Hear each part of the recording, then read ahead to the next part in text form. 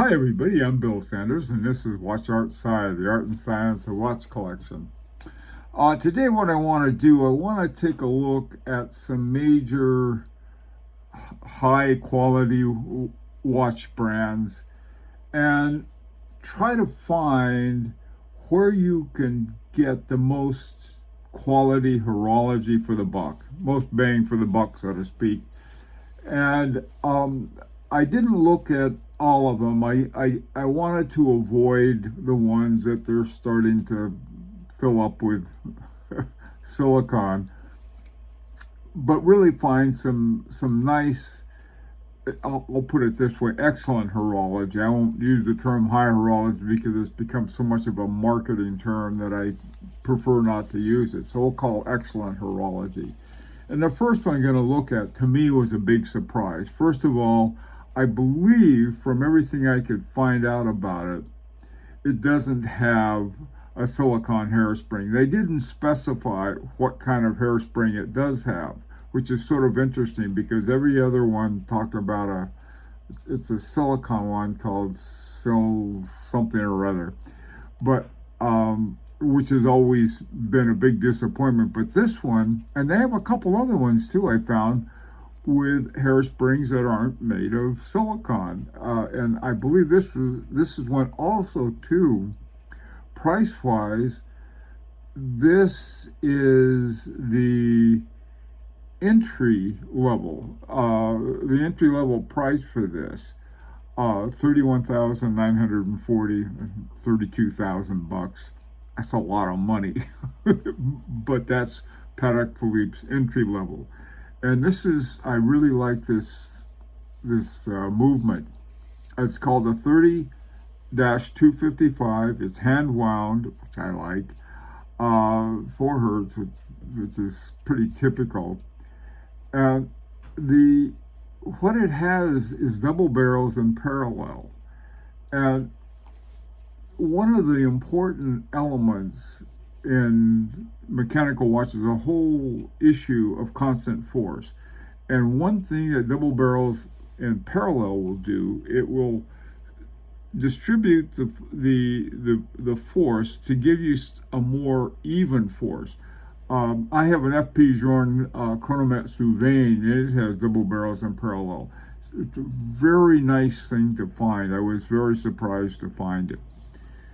Okay, the next one is that I wanted to look at is Lange Sohne. And this is another one of those brands that I've looked at quite a bit, and I've always been very tempted to get one. Now, the only thing about the Saxonia, this is called the Saxonia Thin. I like it. It's time only. It doesn't have a second hand, which doesn't bother me, but it does some. It has a curb regulator, which is sort of interesting, and it has a swan neck adjustment for it. And now this one starts at $23,500. Now that's almost $10,000 less than the Patek Philippe. At 3 hertz, which I do like better than some of the higher hertz. And Lange, I like that too. And so, but this is the one that is significantly less expensive, but 37 millimeters. I don't know how that goes with everybody. For me, I've worn 37 millimeters, like them a lot. But I like 40 millimeters and more of that size a little better. But this is another one with a very good movement, hand wound. Okay, let's moving right along. What we got here now, Vaston Constant 10. I did 2 different takes on this, and I'll tell you why. The entry level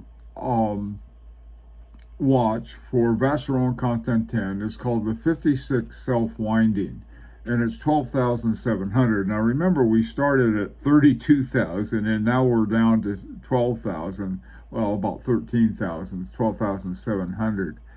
And this has something that I I'm not quite sure how to figure. It's a caliber 1326. Now, it originated in a Cartier 1904. The name of the movement was 1904, not the year.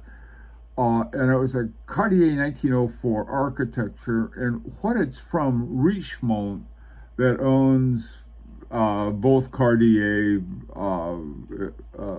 Zajar-Lecoutre, and Vaston Constant, and a whole lot of other really good watch brands, decided that they were going to have a watch movement making function, so that, or actually it's more like a factory, I guess, a little factory that makes movements for different brands within the Richemont group. Okay, Piaget, Panerai, there's a whole lot of them are in that one, including Vaston Constant. So they have this movement, the Cartier 1904. They thought, well, this is a good solid movement, and if they could make more of them, they could keep the price down. So so that's a good thing. And so what they were able to do is to produce this one for this number of different companies.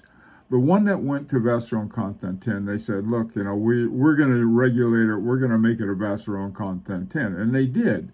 They put a gold rotor on it, and they did the finishing to their quality level and so forth. So, and the price is $12,700, which is a good price for a Vaston Constant or any watch at this sort of level. The thing about it is that all of the other watches in the Vaston Constant group they have the Geneva seal. Okay, this one doesn't. And the Geneva seal has to do with sort of verifying the quality of the watches, of the movements especially. Okay, so that's one that you may say, well, that's really not one of the top movements. I wouldn't give you a big argument on that. So let's take a look at Vaston Constant, the ones that have the hallmark of Geneva, or the Poinçon de Genève, or the Geneva seal. Now, this particular one, you can see I put a little circle around it where you can see that's the seal, a pretty small one, but that's it. Now, the movement is called the base of it is called the 4400. This one's a 4400 AS, and they have different ones after it, but it's essentially the same movement. It's the workhorse movement for hand-wound watches in Vaston Constant. Originally it was in the Historique Americaine 1921, which I happen to have. And this is the 40 millimeter version, and it has this movement. And I can tell you, it's an excellent movement. It takes forever to wind a watch, but it's a really, really good movement. It's adjusted to 5 positions, this is important. I think it's a lot more important than people realize. Anything that's adjusted to 5 or 6 positions, that means what they did, they took it and they just didn't, say, okay, well, we'll see how it works like this, like it is on the wrist, but we'll do it this way, we'll do it this way, we'll do it this way, we'll do it, turn it around 5 different times or 6 times, depending on what you have. And so this has that adjustment. And the traditionelle, this particular traditionelle, is 38 millimeters. Now, the movement itself, like I said, it's manual wind, and it's 65-hour reserve. And you can find a number of different watches, but the prices are all over the place. Believe me, they're getting worse. This thing had gone up to 40,000. It just was crazy prices that they have. When I got it, it was during the Chinese, or what was called the Asian crisis, I guess, because of the crackdowns, and they had much better prices. We'll get maybe another crisis will come along for us someplace, as if we don't have enough already. Okay, moving right along. Now, the next one is H. Moser Company. H. Moser has, I have a couple of their watches. They're excellent watches. What they did, they came up with a new movement called the HMC 200. And it's like the 4400 for Vaston Constant. 10 is their workhorse number, and they have a number of watches that use it. And this particular one is the sort of the entry level, is called the Pioneer Center Seconds. Now, this watch, this movement, is really an excellent one for a lot of reasons. I think some of the most important reasons are the Straumann hairspring, which is a metal hairspring that is used by some of the top watchmakers. MB&F uses it,